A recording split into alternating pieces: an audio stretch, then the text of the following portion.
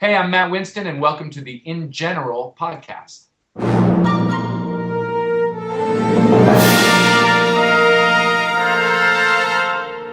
Hello, welcome to the InGeneral podcast, brought to you by JurassicOutpost.com. This is the debut episode of our new name.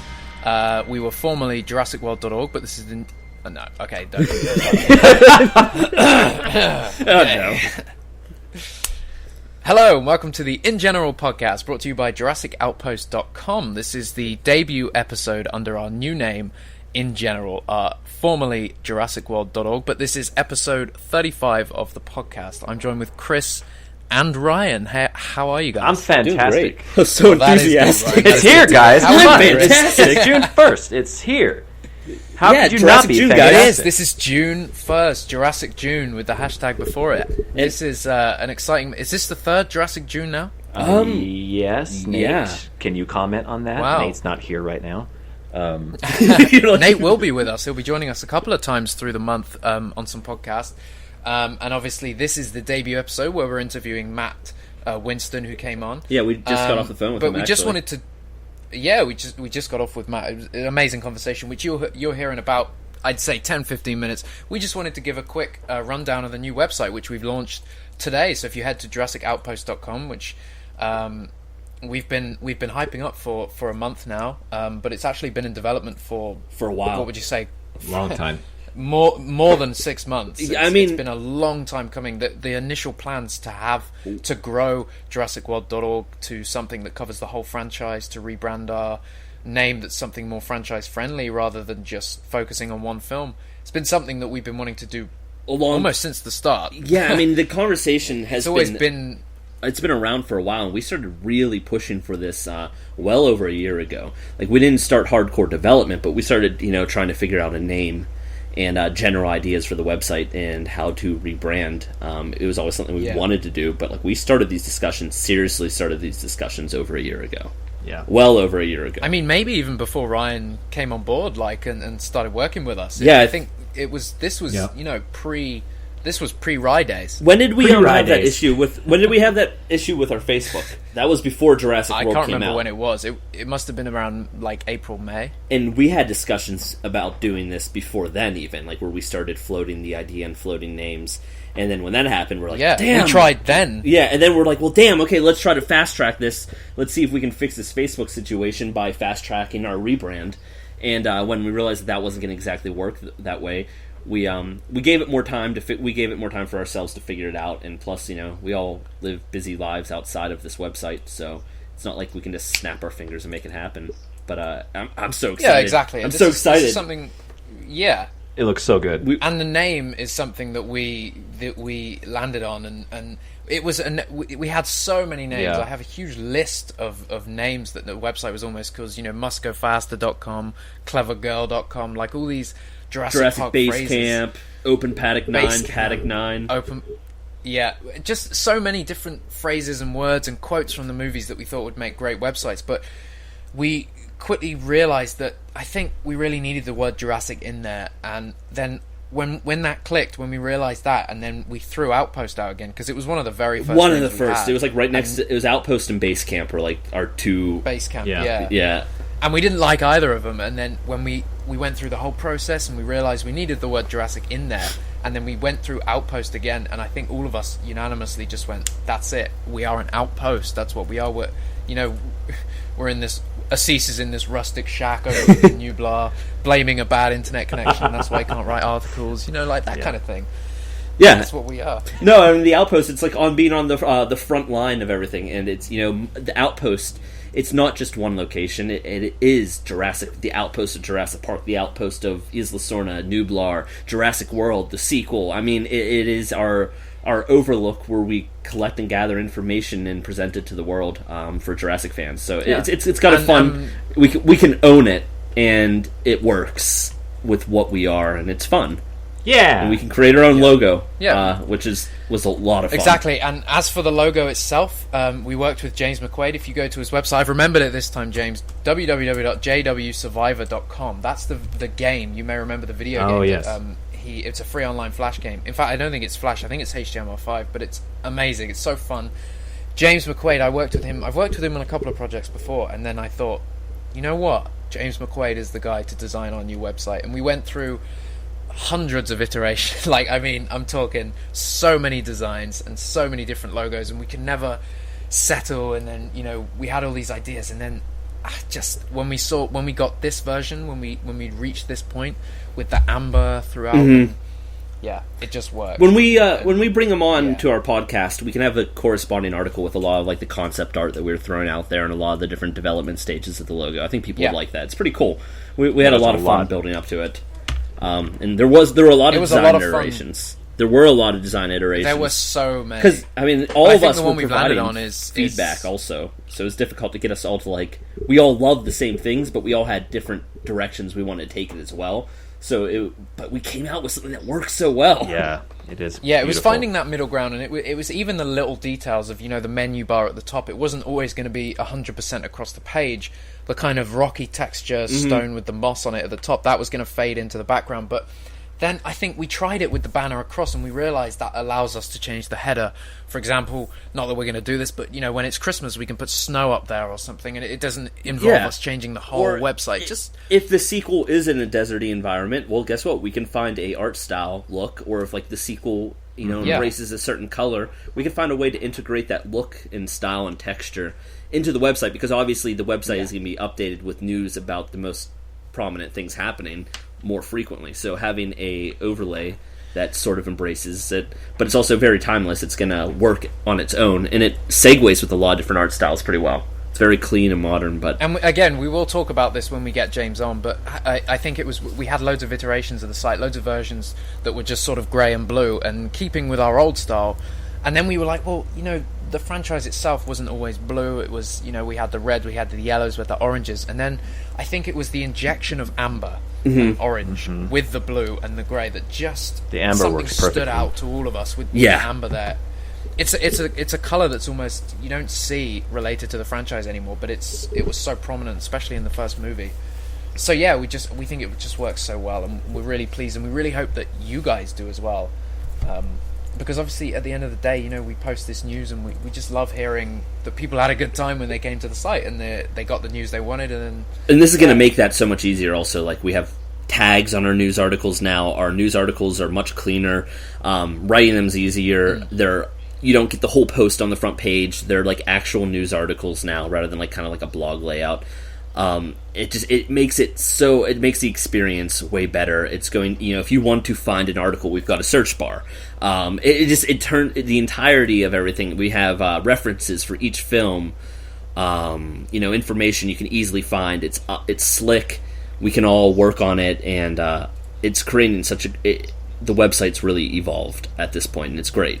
Yeah, it's not like we really the old website was shit by any means. I mean, it was a great website, but I mean, we've run into some issues with it before, and it's just everything is just so much more streamlined, and it's seamless, and it's beautiful, and I mean, visually stunning. I'm throwing out these words because I'm biased, but it really does. Just it looks great, and then on top of that, we've got, oh my gosh, so much content added to it. Well, my friend was over the other day when I was working on some stuff for the website, and he saw the layout, and he was just like, this isn't his thing. It is my thing, but this isn't his thing. And he was like, dude, that looks great. Yeah, it does. I was giving him a tour, and he's like, this is good. And I'm like, well, yeah, good to hear, man. That's great to hear. I mean, I think another thing as well that's really exciting is obviously we've got to rebrand our podcast, and I think it was Alex, who obviously we're going to have on to talk about some aspects of the website, but I think it was Alex who came up with the name, the InGeneral name, which is, anyone who played Trespasser will likely recognize, but it's the name just works. Yeah, it was the first genius. First name he threw out there. It just makes so much sense. InGeneral, it's just he's a genius. It couldn't be more Jurassic Park. He's a genius. And I think as well, when I was working with James McQuaid on especially the InGeneral logo and the graphics, the background for the InGeneral, that came together so fast. Yeah, well, see, it's because we wanted to we loved the artwork and the background that we were using on the JurassicWorld.org podcast. Mm-hmm. That background that we're using, that's all covered in moss and vines, is the background from the JurassicWorld.org podcast. So it's as if we've skipped forward a generation, and now that original podcast is all covered in jungle mold. Yeah, so it's and we'll talk more about that with James, because it's sharp. There is some hidden stuff in the site that's that's. I love all the key art. I mean, and it's fun because like we have a lot of different templates and styles, and I can just imagine in the future us cycling, different banners while still using these bits of key art that we already have, and just kind of, having fun with it. It's so future proof, in my opinion, at least. Yeah, for sure. Yeah. So we have a couple of other. I don't want to get hung up on this until we're actually there. We can have James on to talk about it as well. But so we've got a couple of other aspects to the website. You'll see up top now with the main banner. It doesn't have about, cast, crew. We've got rid of all that. I mean, we haven't. We've just moved all that. But up the top you've got news, which is obviously the primary thing that we do. But we've also opened the Jurassic forums, which is now open for discussion. So join up. JurassicForums.com. Nice conversation about Jurassic Park. Yeah, pour yourself a margarita and come and relax at the Outpost. That's Ooh, I like it. Yeah. Yeah, we got some cool art over it's there. a small forum, but we just want to have a nice discussion there. So come join over. You know what I'm most excited got the for? This podcast. is silly. It's the top news stories, the pinned circulating top news stories. Yeah. That is so news. important because like when you have like a bunch of like really goofy news that hits, but like you want people to remember, really like you is. want on the front of your page it to be like, we have a director for the sequel. Well, now we can pin it to the on this little circulating banner thing. And then we can have our news feed underneath. And it makes the experience of visiting the website, getting news, finding information, exploring, discovering. It makes it fun because especially and easy. During the production of Jurassic World, because our articles were sort of just cycled one on top of the other. It was we post articles, when they release tiny behind the scenes things or a new teaser trailer, because they released about 30 in the end, right? But it would push down the major news stories. So that's something with this site, is obviously the main mega news stories will be in that Amber Mine news banner, and everything else will flow below. And like we said, you can use the search function up the top. You can use searching by categories or... So yeah, we'll obviously talk about that with James when he comes on, but obviously you can see at the top banner there, we've got news, forum, podcast, videos, so you can head to our YouTube channel, check out some of our videos there. We'll have much more content coming soon. I'm pretty sure Assis has a... why he loves Jurassic Park 3 so much video. He's currently writing that one. He's been writing that for like a year now. He's hard at work at that. We're all waiting for that. We've got galleries there, which will be growing as well.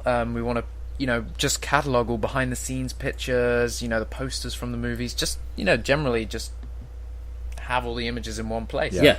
We've got our interviews there. Phil Tippett, that was one of the first people I interviewed for the site, and we had Ty Simpkins. You can check all them out. Merchandise is something that we're working on and will be coming soon. So you have to wait for that one. And then the encyclopedia as well, which is something new that we're bringing out. Super just a exciting. way to catalog. It's exciting. We're going to have Alex brilliantly put this together, and we are going to be inviting those who want to just write on there and include things. We welcome your expertise, and we just can't wait to really fill up this entire universe. Our own encyclopedia from the ground up, because others out there exist, and they're great resources. But we wanted to make sure that we had our own on our own website. Absolutely, we're not really, and we're building it from the ground up. We're going into the films and we're cataloging the information, and it's a lot of fun, and it's a lot of work. It's something that Alex has been wanting to do for a long time, and he's been working on this. While we were under JurassicWorld.org, of course, it was on there as well. It was just hidden. It was a work in progress kind of thing, and now that we finally got all the kinks worked out, it's just being filled with information, and you guys have been working tirelessly. We've all had our hand in it, and it's exciting, and we want to invite those who just like talking and writing about the franchise, and of course Ryan has been creating some content for the encyclopedia for the dinosaur pages. This is very exciting, actually. Turns out Ryan's an artist. It's weird. Not a lot of people know. It's weird because just in the past few years I've been like delving back into it, but man, this has been exciting putting this together because, of course, Jurassic June the past few years, Shannon Shea, he's put together the drawing dinosaurs every day, which I've tried and failed both years to get all 30 in, and it's. I'm going to try to do it this year, by the way. Yeah, I'm going to try, but it's again probably not going to happen. But I got a little pre-start this year, I suppose, since we're launching on June 1st, and I've kind of been teasing some of the images on the Twitter sphere. But some cool images that we're going to have in the encyclopedia of the dinosaurs, and they're going to capture all of the different species from all 4 films and have little highlighted subtext, kind of like a field note journal guide, and like dinosaur safari sketches. Yeah, it's going to be great. When we were talking about that was like the idea we were going for, and it's fun because obviously we have pictures from the films there, and we reference the films, and this is our own content to give each page its own unique flair of our own, while also educating about the dinosaur and bringing it to life for the website. Yeah. And it's amazing, and you'll see us post those through June, and we'll talk more about them when we have Alex on to talk about the encyclopedia. But we really hope that you enjoy the new website we've just launched. Obviously, there may be a few kinks here and there to work out, but we really hope you enjoy just navigating your way through the website and seeing the content we filled up, seeing our videos, watching the news flood in. I mean, the next couple of years is going to be crazy, and we're ready now. And we await your feedback. We're ready for Jurassic World 2. Bring it on. Yeah, we want your feedback. We do. And if you can help contribute, if you know of images or information, anything along those lines that you think that we can add to our archives, or things that we can just add to the site, the knowledge that we can provide, please, anything that you can do, get in contact, let us know. Yeah, it comes down to it's a community effort, and it's a community website. We had our hand in it, but we really love hearing what everybody else has to say, and the different canon things where somebody has bits of knowledge to where we can just kind of piece it all together into this wonderful archive, and we're really excited to see where it can go. And obviously, as simple as this, check out the poll on the front page of the website as well. We're keeping polls going. Rate the site. Do you love it? Do you hate it? Do you think it's okay, or did you prefer the old site? Just let us know on there. We like seeing those results, and we'll be having some fun polls on there soon. Recently.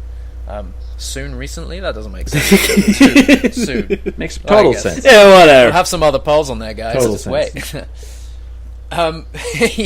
Wait. So we just want to take this opportunity to thank you all, those who've been following us and commenting and sharing our stuff and listening to the podcast for the past couple of years.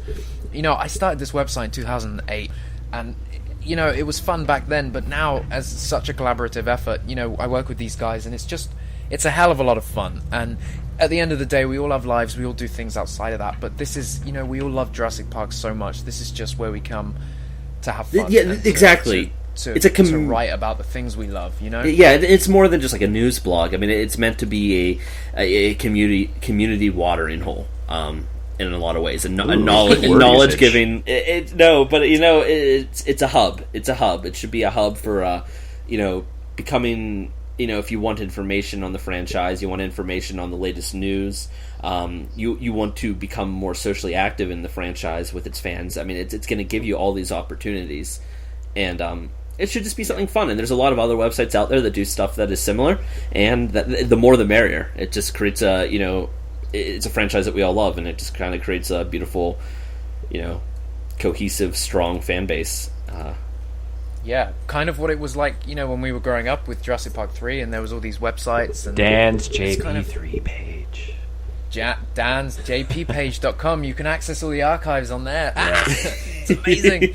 I always like going back through there and watching Jurassic Park 3 develop as a movie. But yeah, so guys, thank you so much for checking out the website. And, this is going to be an amazing Jurassic June. We're going to try and have so many podcasts this month.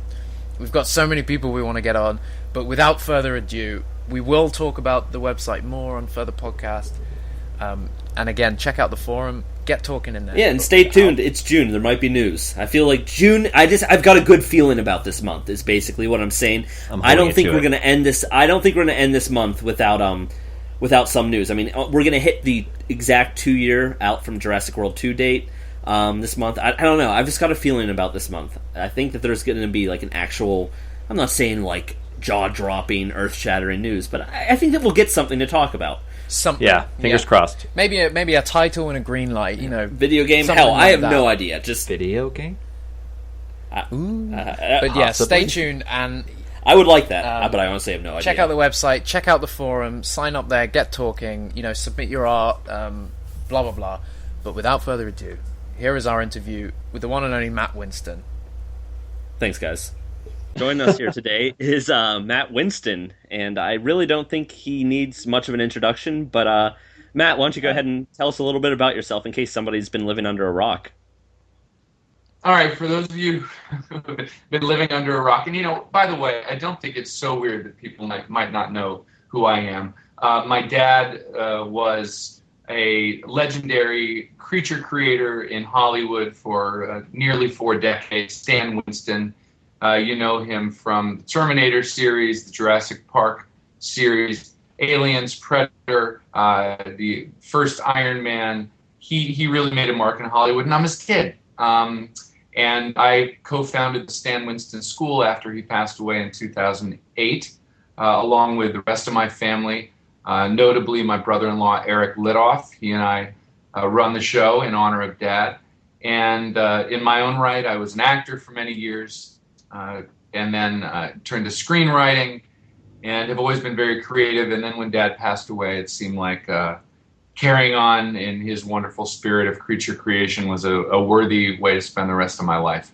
So that's me in a nutshell. I'll talk to you guys soon. Bye-bye. Thanks for coming on. No, I mean, yeah, so the Stan Winston School is something that kind of amazes everyone, especially you release all these behind the scenes from Jurassic Park and the franchise that we've never seen before. And I mean, that's just amazing to see, all these archives. Well, that's actually before we even settled on forming a school to teach how to do all that. We knew that we had thousands and thousands and thousands of hours of all this footage that covered the creation of all the characters I mentioned Dad was involved with. And when he passed, he was in the process of releasing that material. He had released a book called The Winston Effect, The Art and History.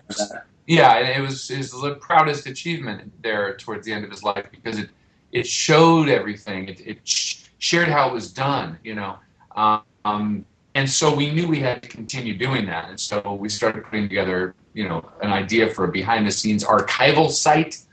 That felt a little musty rather than having it also be about something in the future. So we knew we wanted to do both, release the beautiful BTS, but also look forward and help create a new generation of Stan Winstons. So the archive started it all. I'll tell you what, I mean, I've followed both the archives and then a lot of the tutorials that you guys do, and just a lot of the driving creativity. And it's a really, really great program. They're brilliant. Wide-reaching also. There's a lot. I mean, it's not just dinosaurs. I mean, there's a lot going on with it. It's pretty awesome. Well, when we started this thing, people were like, "You're going to form an online school for practical effects? Isn't that dead?" And I'm like, okay, first of all, it's not. First of all, it's not dead. An actor, a director, a screenwriter, no one gets in the business to go into an empty space and not have anything to play with. And we're seeing a lot more of that coming back to filmmaking. Star Wars, The Force Awakens. So that being said, the school's not about practical effects. It's about art. It's about technology. It's about creativity.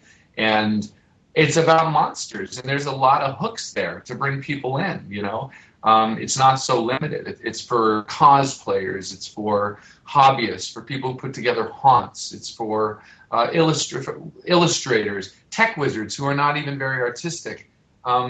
It's a broad net we've cast. And it does help that, Dad was involved with some of the biggest franchise characters in movies history, because we get to use those wonderful characters to help promote what we do. So, there's a lot in play here that's helped us reach a broad audience. But I think what it boils down to is people love monsters and creatures and fantasy and make-believe, and we're really gathering that audience up. And for those who want to step into it further, great, you can learn how to do it. But, to be a fan is enough too. So absolutely, we embrace a lot of people. I think it's fantastic, not only just to see what you guys are doing on the website, but when you guys post pictures of what the fans themselves are doing, like an Iron Man costume that somebody has made or something different along the lines, just from watching some of the tutorials that you guys have on film. I mean, I remember when Stan Winston was in conjunction with making the making of Jurassic Park movie, right shortly after the film came out. It was straight to VHS, also a TV special, I remember at the time, and watching you guys at that age, especially just with the molds and the creature castings and everything, like, it helped me build my own Halloween costume. And I mean, nothing could have been more of a rewarding experience than that. But seeing what the fans do is pretty fantastic. Oh, that's the biggest, that's the thing that keeps us going. I mean, honestly, to see what students are doing with it and to see what's out there and to see what people with no resources in some little, garage in Eastern Europe or in Thailand or whatever, using whatever they have, they're creating works of art that are on par with what's happening in Hollywood because their passion is there. They don't have necessarily the money to do it, but they have a lot of time.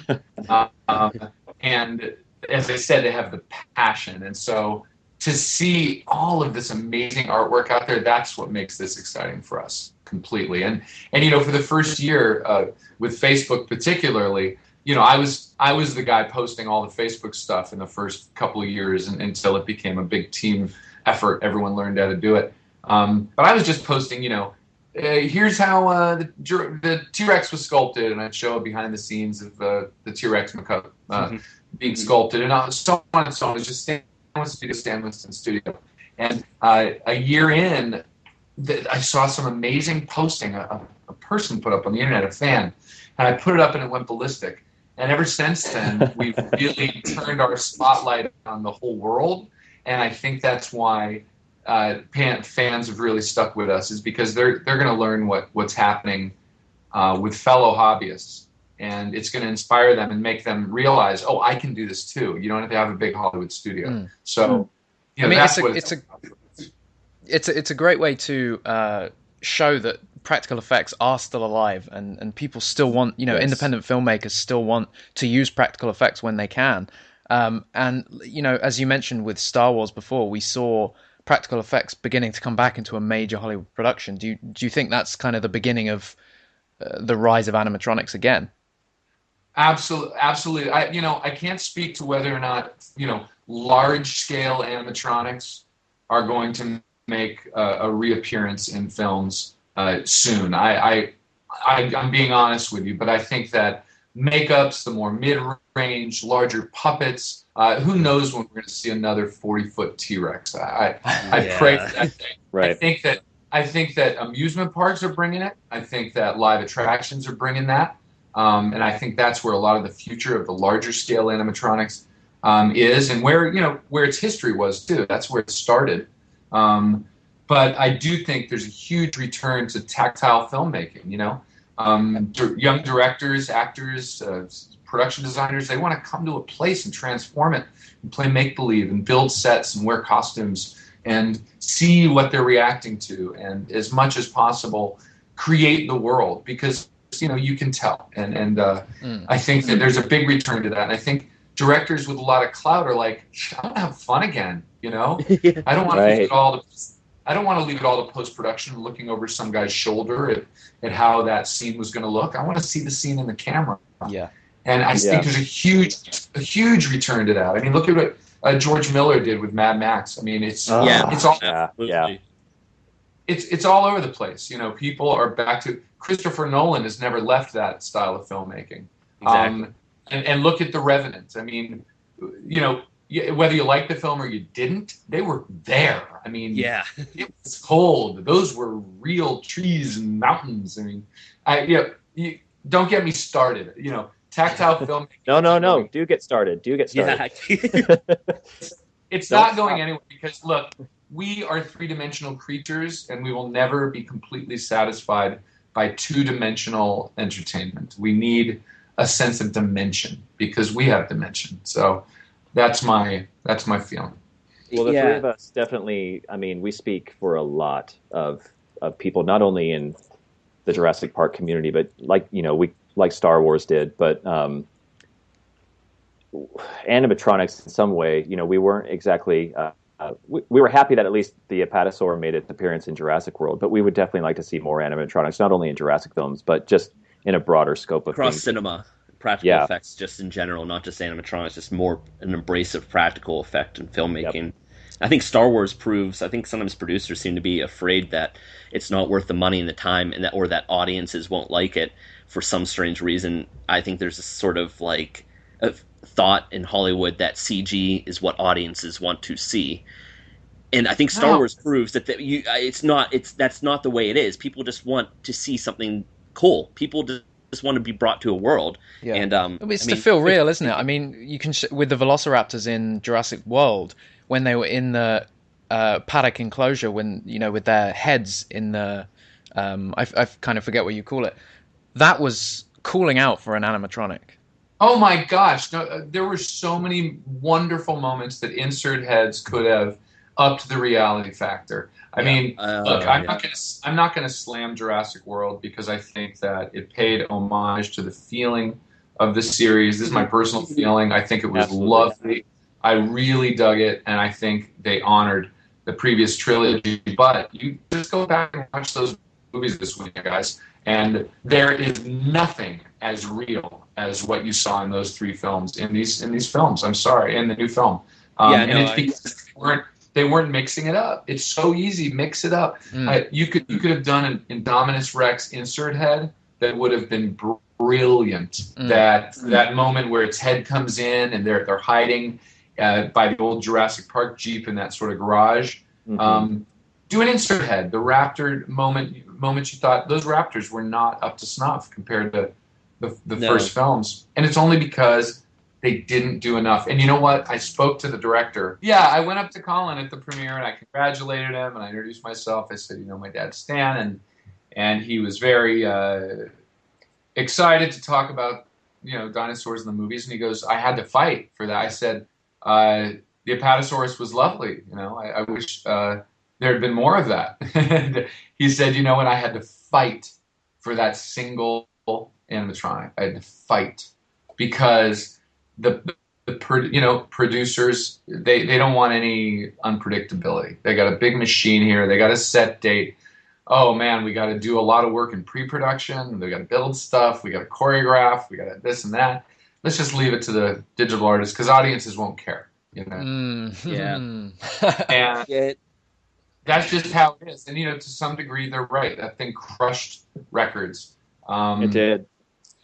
But in terms of something holding up 30 years from now, I don't know that digital is going to hold up, but you're damn sure that Force Awakens is going to hold up because they actually went out to the desert. They went out to a desert and they went out and they built stuff. They built sets out there. And I mean, Main Street was a really cool set that they built for Jurassic World. That was a really big set. I appreciate that wasn't just a big CG insert. But the animal effects, some of the CG was absolutely stellar. I mean, I'm not dissing it. It was beautiful. But then there are scenes, especially with close-ups, that when they're interacting with the animal, it's jarringly a visual effect.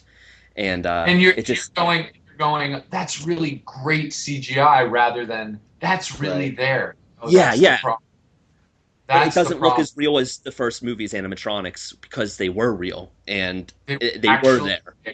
They were actually in the room, and physics did all the work for the camera. You didn't need to mimic life. It was standing right there. Light was bouncing off of it.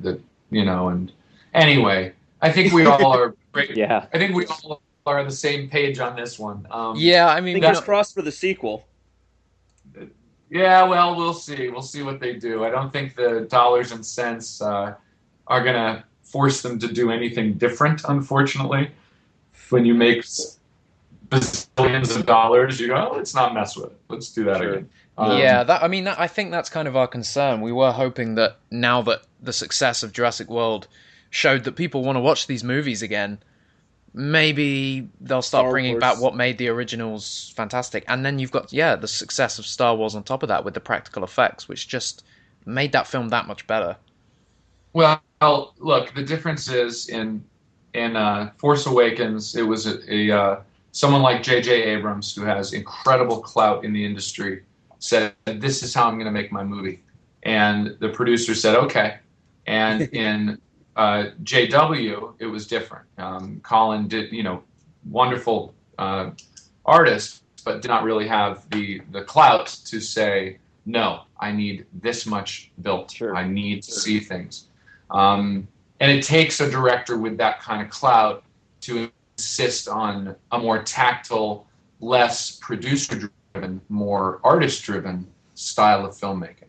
So, I'm not holding my breath for JW2 having more practical. But I'll say what Star Wars, the next Star Wars will. So, so Yeah.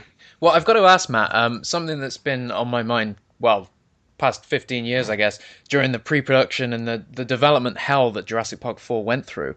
I've got to ask, obviously, because you're involved and you were always close to the production. Was there any animatronics that were maybe perhaps in development during the past 12, 15 years before it became Jurassic World? Was there at any one point, was Jurassic Park 4 close to actually being made? Like, were there dinosaur designs at least, or? Honestly, it was talk. It never got to, as far as I'm aware, and I spent a lot of time at Stan Winston Studio, so I did not see any legitimate beginning of production from my dad's end or from an artistic side, dinosaur development. That's not to say they weren't going through, multiple drafts over the last 15 years. I can't speak to that. But in terms of dinosaur development, no. Okay. Have you seen that Carlos Huante art of like the kind of dino-human hybrids that they were pursuing? I think it was when Joe Johnston was working on the film. I saw that, and I'm really glad that never happened. But what are these, Slee Stack? What are we doing here? Yeah. Come on. It was for what it's worth. It was great art. Not Jurassic Park at all. It was great art, but not Jurassic Park. But there was a physical piece as well, wasn't there? There was a physical piece that had the ILM watermark across it. Do you remember that, Chris? Yeah. I'm sure. I'm so glad that did not come to fruition. That, as I said before, I do think what Jurassic World got right is the feeling of a JP movie. There were so many homages to the original that I thought it was great in that way. Thank God we didn't have Dino Men running around. Yeah, that we know of. We were close. Not that a standalone Dino Man franchise wouldn't be awesome, but just don't call it a Jurassic Park movie. You know what? That seems like the perfect place for like Dino Riders. There's all this talk of a Dino Riders movie. They could probably go in that direction. With Jurassic World? No. No, if they did Dino Riders. Chris, what are you saying? No. Well, hey, no, I mean, like, if they want a Dino Man, do a Dino Riders movie or something. Not Jurassic, though. Jurassic's something special. Those dinosaurs are animals, not monsters. Agreed. All right, so we've just hatched a few film ideas on this podcast. Someone else go run with it. I'm too tired. So I got to ask as well, Matt. I mean, obviously you enjoyed Jurassic World for what it was. Where would the sequel go, in your opinion? Where would you like to see it go? What's your ideal sequel? Oh my goodness! Well, you got to jump off from where you left off. We had T-Rex triumphant, right? As the island is falling apart. Maybe he jumps in the water, takes a swim, goes to San Francisco, has a great weekend. Who knows with these things? Who knows? I mean, it's obviously, is there another island? I don't know. I really don't like the dinosaurs get to the mainland stuff. I really don't. But how much can you... look, in the evacuation of the island, there's a few who were left behind. How about that? You have all these guests being evacuated. There's a few guests who are on the far side of the island. Oh, crap, the boat's left. Now what do we do? That could work. See, I always thought the second half of Jurassic World would kind of be that already. It didn't go in that direction, but I like the idea of people being left on this abandoned Jurassic World, where the raptors are now out, and... yeah, the idea of wild velociraptors in the restricted zone as well. That was always fun. Something we never got to see. Yeah, and like how Newt, we discover Newt in Aliens. Yeah. So basically, there's a few kids left behind who turn into these like feral little survivor creatures, and and one of them learns to ride. One of them learns to ride a raptor, and when the rescue come in, these little feral girls have turned into badass dino riding. Yes, they like rule the island. They have like their own like ecosystem and law that like rules the island. Yeah. Heck yeah! Oh, I'm in Dinosaurs this. rule the world. This is it. I love it. I love it. I think I think we hatched it. Let's copyright Yeah, this I one. think let's. You know what? Tell them to throw away the script. Let's get in contact. Tell them we got it from here. Don't worry about all the work they've put into it. I think that whatever they have, we got this. Yeah. You got this. Come on, it's going to be, and I think we got to age these girls up a little bit to make it a little, a little sexier. So let's say there's 20 something girls left behind, and after a year they become dino riding Amazon. Now I'm listening. Now the people are listening. When this movie happens in 5 years from now, people will look back to this podcast. Yep. They'll see the inception of this beautiful idea. Become a reality. So, do we want to talk a bit about a movie that I think we all like and you have a little experience on is Jurassic Park? Oh my gosh, yeah, that movie. I was lucky enough to spend 3 months on set on that movie, puppeteering on all the various dinosaur crews, and it was the best time ever. And as many question marks as there were about pulling it off technically, when it all came together. Are you there, guys? Yes, yeah, we're yes. here. Sorry. Yeah. We're just in awe. My computer did something weird. When it all came together and worked so well on the big screen, we were all little kids. We were all there for it, saw it all happen, and we were just as excited and blown away when it premiered as the rest of the world.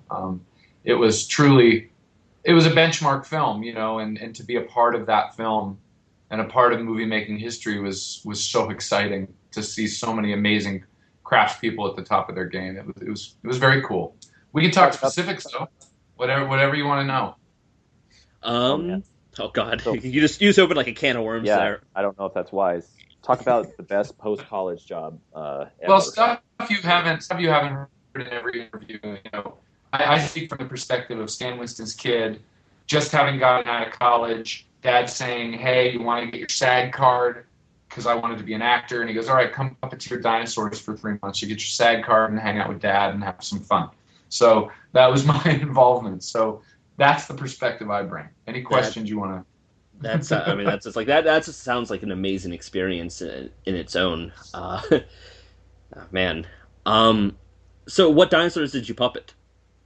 Well, I was on every single dinosaur crew except for the Triceratops crew. I did not go out to Hawaii, but I did get to work in all the T-Rex paddock scenes, all the raptor stuff, the spitter, drenched in the rain for 2 weeks on that thing, and the baby raptor hatchling.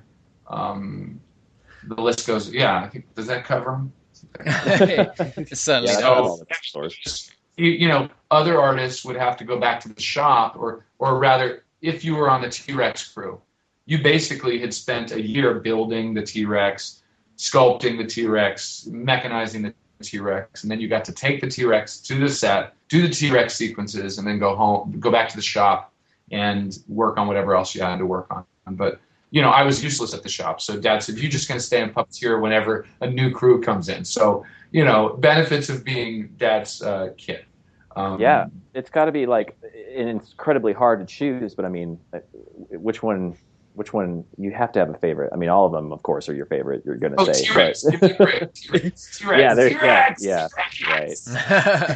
What was it like the first time you saw that? Like, you walked and you saw. I can't imagine.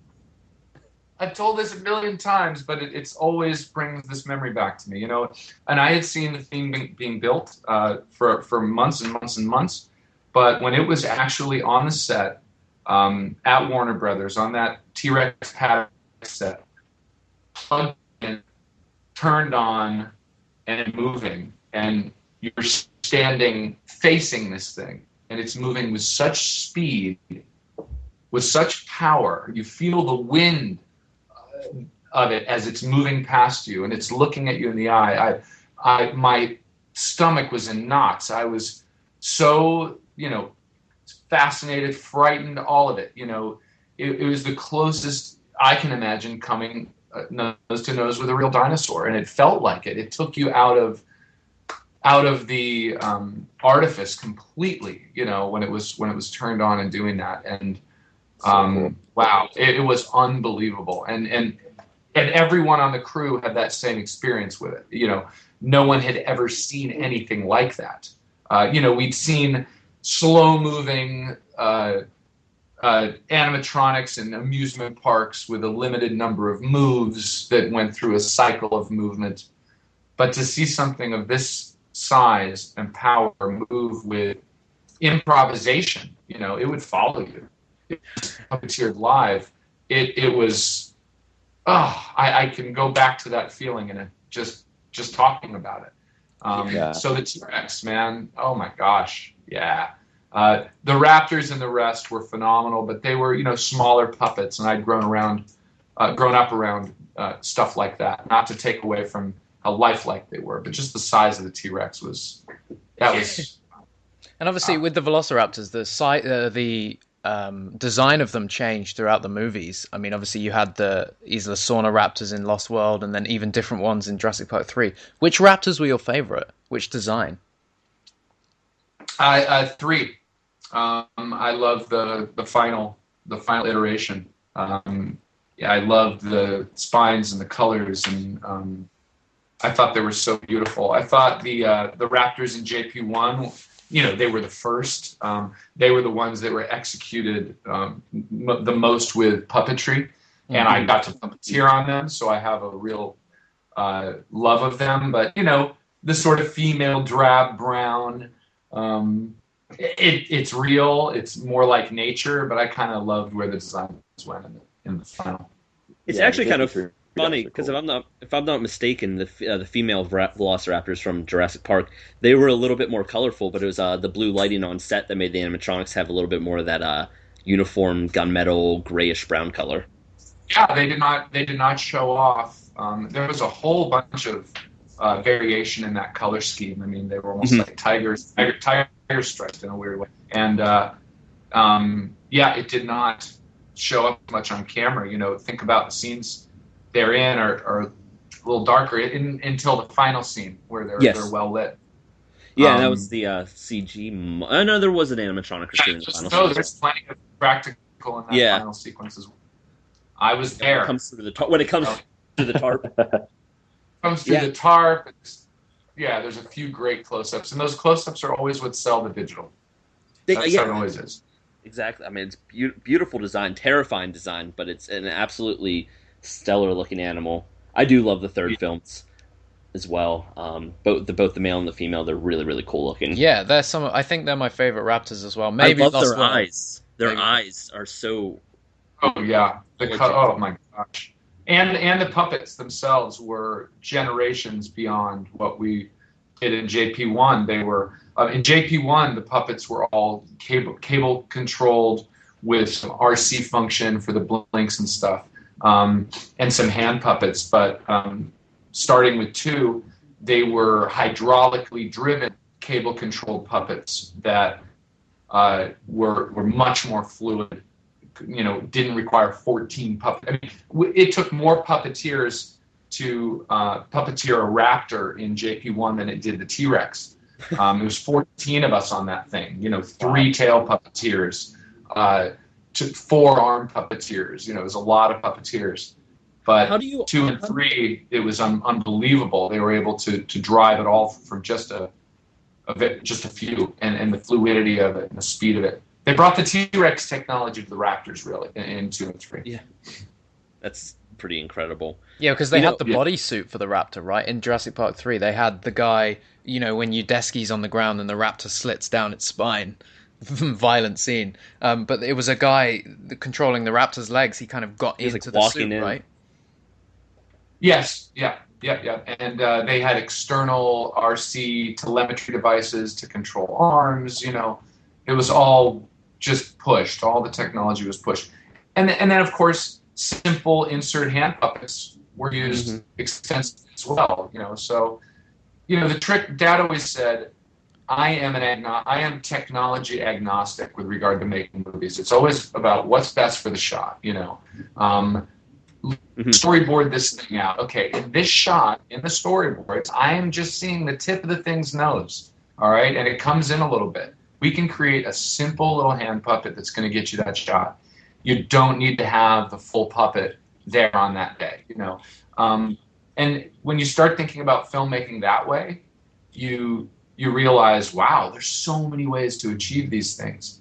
And that's what he was all about. You know, sometimes a floppy, look, the Muldoon attack in JP1, the clever girl, then when the rat is on top of him, mauling him, that is nothing. It's a rod puppet. There is no mechanization in that thing. His body motion is bringing it to life.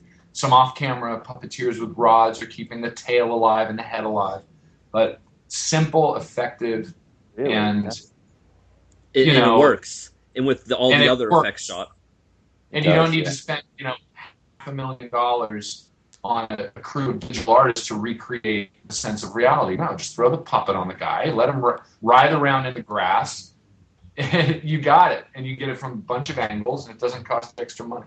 Yeah, I think there's a certain reputation that I don't think is entirely fair, and I think there's a certain belief that a lot of people have that practical effect filmmaking costs more money than CG filmmaking. I think it's the other way around more often than not. It takes more time and planning, and you've got to plan for it. With practical, you got to do it more on the front end rather than the back end. Absolutely, that's exactly right. It's no more expensive than CGI in some ways. Look, if you want to blow up a city, an entire city, maybe doing that digitally, that might be a little cheaper. But in terms of a creature, what people don't realize is that you pay per shot in digital. You pay for shots, and if you make changes, if you add shots, it's extra. With a physical creature, you build it once, and you can get as many shots as you want. You can improvise on set. You can say, "Ooh, this isn't storyboarded. I'm just going to add this," and that doesn't cost you any extra. But what you said is exactly true. Your investment is up front in pre-production, and you need time. You need, months of time to really pull off something spectacular. That's how you pull off a great practical effect film, and that it's no more expensive. It just takes planning. George Miller was planning Mad Max for years. He storyboarded out every sequence so that everything they built was exactly what they needed. And I imagine The Force Awakens totally, and I imagine, given what The Force Awakens pulled off, it was similar. That they storyboarded out that whole thing. They knew they had to build the Millennium Falcon, but they were only going to see it from this angle, that angle. So that way, you're being efficient, Mm-hmm.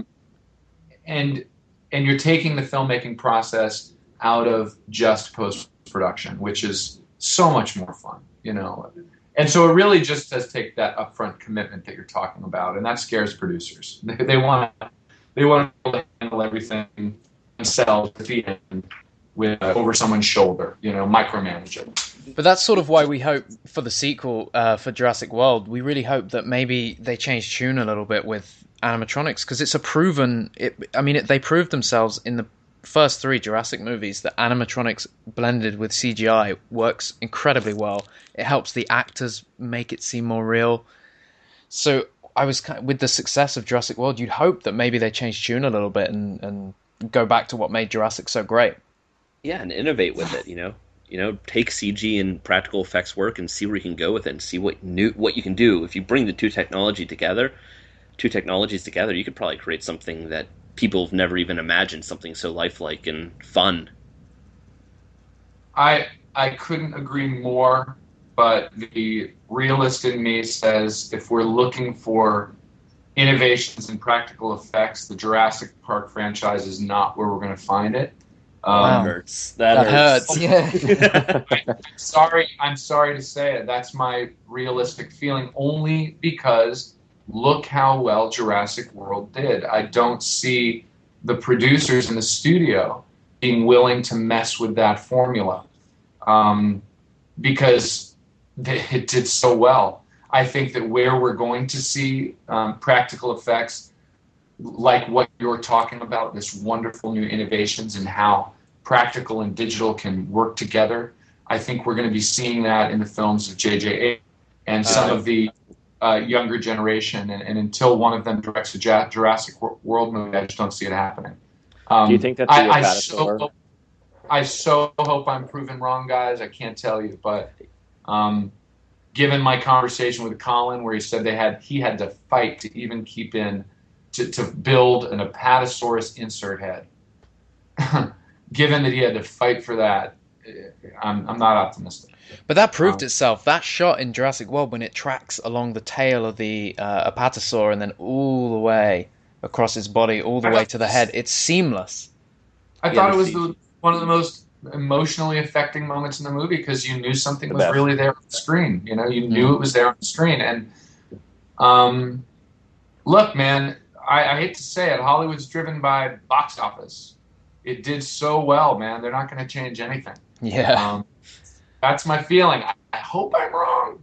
Hey, I guess it depends on how strongly the director to Bayona, how strongly he feels about animatronics and how much clout he has. I know he's bringing his own producer on with him, alongside then of course Frank Marshall, Pat Crowley, and then I think Colin's executive producing with Steven Spielberg. But we know Colin wanted them. We know Colin loves them. He's on Star Wars, so I could see maybe one or two puppets being snuck in a little bit more than Jurassic World. But realistically, I kind of see where you're coming from, where it's probably not going to change too much. Oh, and it honestly breaks my heart, and it would have broken Dad's heart to see how little they used practical in JW. It broke my heart, but that's just the decision they made, and I can't see them changing their approach to making these films. I hope I'm wrong. Yeah. Well, when you're talking about puppeteering before, there was something I did want to ask you because it strikes me as something that is probably incredibly... I'm sorry, you cut out there. I'm sorry. When you're talking about puppeteering before, there was a question that popped in my mind, and I just wanted to get to it while I remember. When you talk about you have like 14 guys on a Velociraptor puppeteering it, how do you even learn how to all coordinate and bring such a lifelike performance out of the animal? Like, how do you learn how to do that? How do you bring an animal to life like that with so many people working on it? Like, that takes an incredible amount of synergy, I imagine, and just a focused understanding of where to bring the performance. Absolutely. Well, I think one of the things that set apart pretty much all the characters that came out of Stan Winston's studio, I think what set them apart is that Dad always insisted that what we're creating here are characters that must convince an audience that they are absolutely real. And even if it's the most fantastical design, if it's a predator with crazy mandible face, or if it's, pumpkin head or whatever, it doesn't matter how crazy the design is, or Giger's alien, as long as you ground it in reality and our understanding of how things move, how musculature works, how physics works, that's what's going to make people believe it's real. So, a big part of being a puppeteer is studying real animals. At zoos, Dad trekked to Rwanda and Uganda to trek mountain gorillas for a film he worked on to get the movements down. And obviously in Jurassic Park, we didn't have real dinosaurs to study, but you do have lots of animal references out there where the anatomies are close enough that you can get some understanding. For example, the brachiosaur. Just look at how an elephant walks, and you can get a sense of what an animal of that size, how that movement's going to be. Birds are a great example of what we looked at for the raptors, getting that sort of head bob. The bob, yeah. And really what helped the most, though, was Phil Tippett had created animatics, basically very crude stop-motion animation storyboards that laid out the action of the sequences. And the broad action, of course, there's always room for improvisation in the moment, adding a little head look there or whatever, but that gave us sort of the broad strokes. So how we would rehearse is we would just do a storyboard, we'd do sequence by sequence. This is the scene where the raptor, the door opens to the kitchen and he steps in and starts hooting. Now, that hoot moment was John Rosengrant in a suit, but he knew ahead of time, months ahead of time, that there was that shot coming up. So he would be rehearsing first without the suit on, and then with most of the suit on, but no head, so he could see what he was doing. And then with the head on, and by the time it was time to shoot, he'd done this 100 times. And he knew that with a crew of 200 people sitting there, it would be good. And the same was true of us who were, you brought up the 14 of us puppeteering Raptor.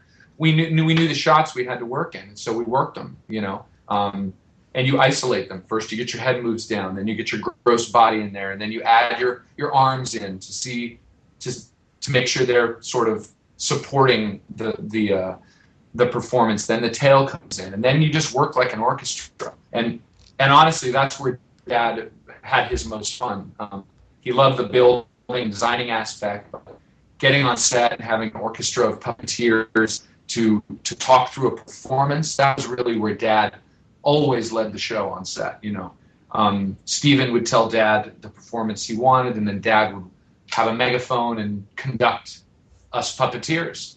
He'd say, gross body down, now good, you're angry, now we're rearing up, and let's get a little tail moving there. And he would correct us, and he was so excited about it. And he would also number things. We would say, okay, on one, we gotta crouch down, we all have to work that move. Okay, and 2.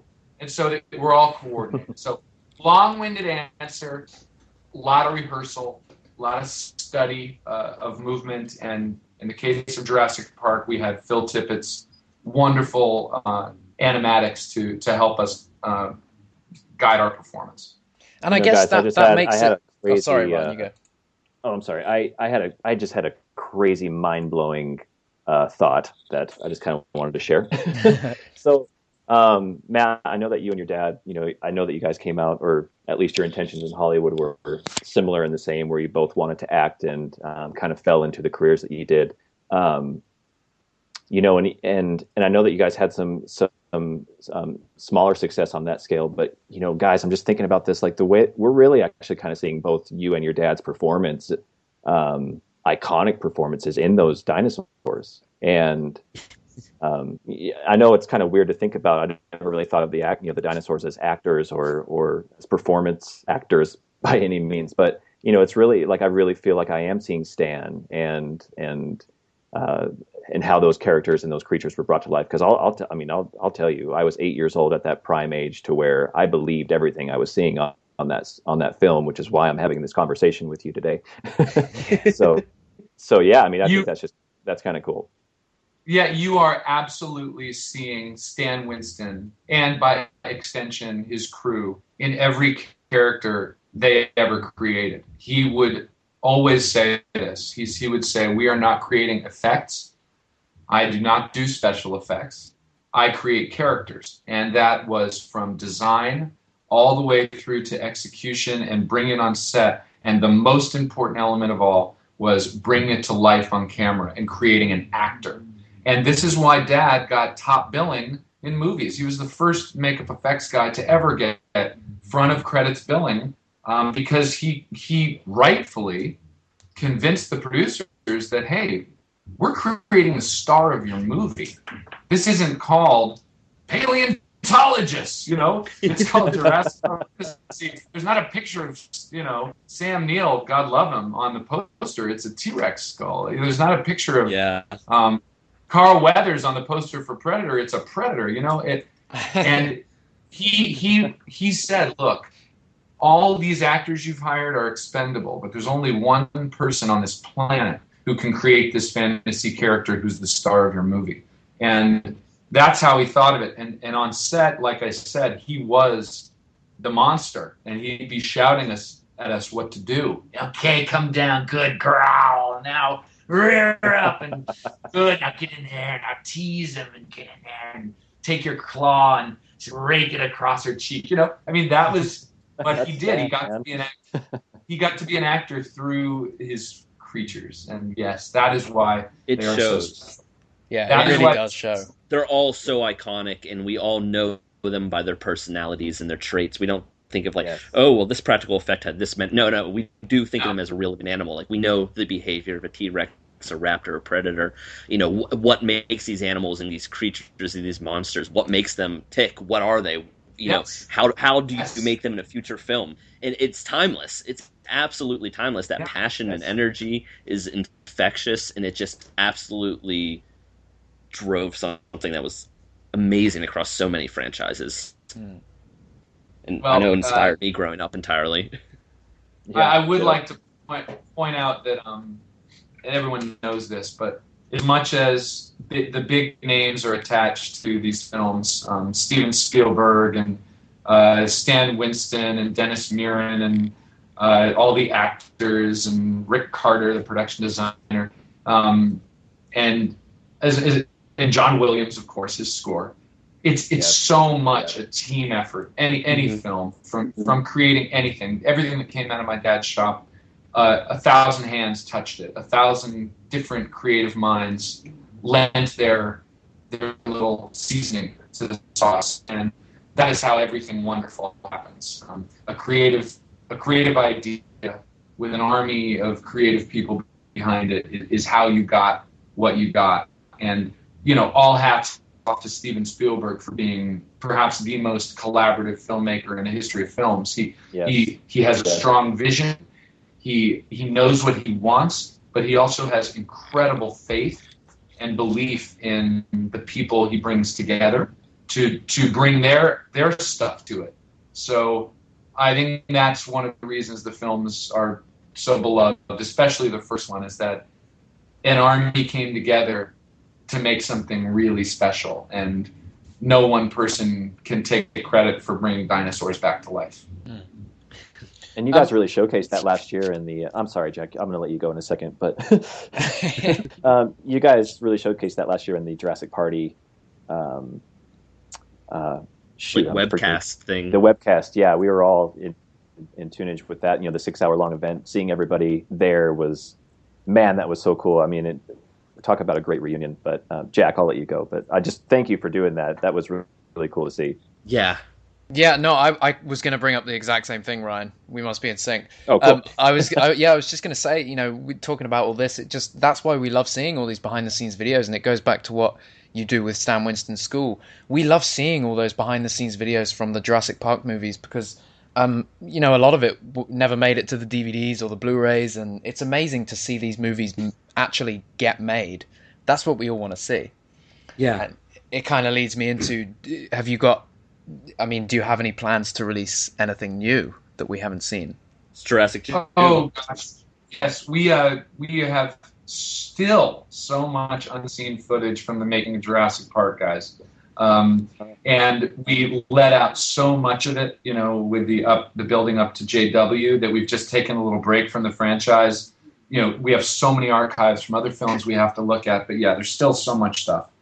That's great to know. It will, one of my life's missions and the family's mission is to continue to release it because, as you said, seeing how the films were made is as entertaining and inspiring and even more informative than the films themselves. And yes. I think that it's how we can celebrate and hopefully get people back to handmade filmmaking when they see the fun of it.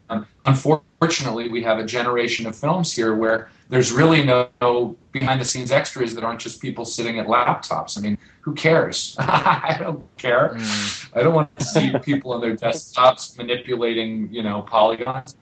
I want to see people dirty and making, amazing things in the physical world. That's fun. Yeah. So we'll be releasing all of that as a way to preserve Dad's memory and legacy and all the films he worked on, and also to instruct and inform even more. Well, that's great. That's great to know. I mean, everybody's looking forward to that, and just seeing things released over the next couple of years is going to be so exciting. Yeah, and some of the things you've released have been really cool, like getting the backstory. Everyone knew about that Parasaurolophus that was caught in the net, but nobody really knew. No one ever knew the backstory of it being on a fishing vessel being brought up. And I think you guys shared that story in the webcast. And there's all these little stories and hints of a bigger story just in concept art, and it's just so fascinating to see all the work that goes into it, and it just kind of makes your imagination and your creative energy just kind of just go full steam ahead. And I love learning everything. Like, there's so much more to see, and it's exciting. Oh yeah. Well, we geeks. The best thing about being a geek is just digging deeper and deeper into something you love. And I'm so happy that Jurassic World came to be and that it was so successful, because it does rekindle interest in the entire franchise, and that gives us more reason to release more and more information. And that Jurassic reunion was meant to be like 2 hours. It stretched to 6 hours, and we were only able to give like an hour and a half to each film. We could spend a day on each film and still not get to all the stories that these crew members are telling that have never been on any, blue. Because the only people they interview are the department heads. They're not interviewing the people who are actually down in the trenches, seeing a whole bunch of other stuff go down. So we'll be doing more and more. Trust me. As long as there's interest in Jurassic. I would buy a Blu-ray of just those webcasts of Jurassic Park. Like, I would buy a Blu-ray of just seeing you guys have fun and talk about, share these stories, and just have a good time and bring art and footage to the table. I know that you guys showed a lot of cool pictures. There were some pictures even on that webcast that, like, I don't think you have formally posted, like, in direct resolution, direct feed. So that's something that fans are probably still hungry for eventually. But man, it was just as a fan and somebody who loves that creative energy, and I just found so much inspiration and it was really, really rewarding. Yes. Oh, well, agreed. We had a blast doing it, and it won't be the last gathering we have like that. Trust me, when Jurassic World 2 comes out, we'll be putting on an even bigger party. Yes. Good to hear. That sounds like a plan. With Jurassic World 2, I know that, obviously your Stan Winston School has a lot of people from Legacy Effects.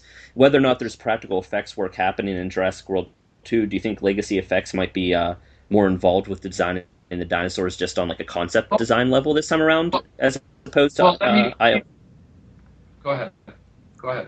I mean, just as opposed to, like, I think IOM fronted, most of that in Jurassic World. They designed most of the dinosaurs. Do you think Legacy?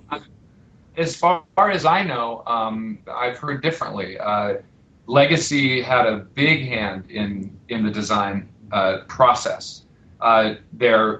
It was a give and take, but from what I saw visiting Legacy and the maquettes, there was a ton of design work that came out of Legacy. So I think that they will most likely continue to be involved in the franchise on the design end. And, fingers crossed that we get to see more physical stuff built as well. So I love the fact that even though my father's no longer at the helm over at Legacy, that the production team honored the crew's connection to all those films and brought them on board. So I'm sure it will. Now, Stan Winston School, we don't build creatures for movies anymore. We bring together all those artists, and now they get to teach what they do. So in the end, I don't really have any say on that stuff. I think I speak for all of us when I say, thank you so much for coming on. We've had a great time talking with you, and just hearing behind the scenes stories and people who worked on, our favorite movies. It's just amazing. I'm sure our listeners really appreciate you coming on. Well, thank you guys so much for keeping dinos alive in your own way. And as a fellow dinosaur fan, I love learning more about the franchise as much as you do. I really I'm excited that it's back and that it's rekindled an awareness of this franchise in a new generation. And here's to more dinosaurs, and may many of them be practical. Fingers crossed. Fingers crossed, indeed. Cheers to that. Yeah, I'll tell you what. I just be optimistic, but even so, at least it's happening elsewhere, and at least these stories, of all that hard work that went into making Jurassic Park, people can still learn and hear about it and see it. Well, I want to thank you guys for having me on. I love talking about dinosaurs like you guys and your fans. I am a dinosaur nut. I hope that some of your listeners would like to take their art into the third dimension and make cool stuff. And I hope they come visit us at stanwinstonschool.com, and hopefully they'll be building dinosaurs for the next big dino blockbuster to come out. Yeah. Oh, yeah, that would be amazing. Absolutely. Thanks again, Matt. We really appreciate you speaking with us today. Thank you, guys. And yeah, we'll hope to do this again. Anytime. Hopefully, maybe after Jurassic World 2, maybe if they've used more animatronics, we'll really have a reason to celebrate. Yeah, that would definitely be a reason to celebrate. And one of these times, I'm sure there are plenty of stories to talk about on the past films that you have worked on that eventually we'll have to maybe get some of those details, get a hands-on, in-depth accounting of some of the stuff you did as well, because I'm sure there are thousands of other stories to be told. There are literally thousands of them. And you have to have me on as a guest every other day, and we'll get to them all. So I think we would get sick of each other. So maybe we should wait until Jurassic World 2 comes out. Deal. It's a deal. Thanks so much, Matt. Thank you, guys. Keep dinosaurs alive.